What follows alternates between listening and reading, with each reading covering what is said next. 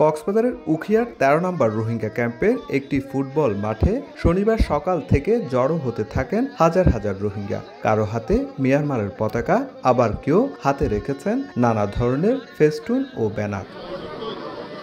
৩ ঘণ্টাব্যাপী এই সমাবেশের আয়োজক ছিল রোহিঙ্গা ইলেক্টেড সিভিল সোসাইটি। মূল উদ্দেশ্য আসন্ন জাতিসংঘ সম্মেলনের প্রতি দৃষ্টি আকর্ষণ এবং তাদের নিজ দেশে নিরাপদ প্রত্যাবাসনের আকুতি জানানো।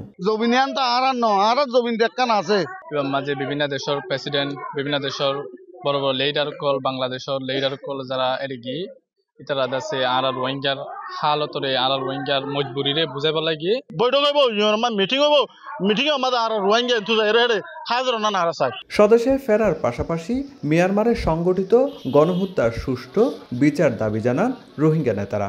রিয়েল ভিকটিম যারা আছে ইতারা তরফতন হনগwa রিপ্রেজেন্টেশনের অপরচুনিটি নফা একান স্ট্রং টাইমলাইন লয়রে একান রুট ম্যাপ সাইম রোহিঙ্গা কওমর রিপ্যাট্রিয়েশন মাদারল্যান্ড মাদে পারিবল্লা। বাংলাদেশে বর্তমানে ১৩ লাখের বেশি রোহিঙ্গা আশ্রয় নিয়েছে, যাদের বেশিরভাগই ২০১৭ সালে মিয়ানমারের রাখাইন রাজ্য থেকে প্রাণ বাঁচাতে পালিয়ে এসেছেন।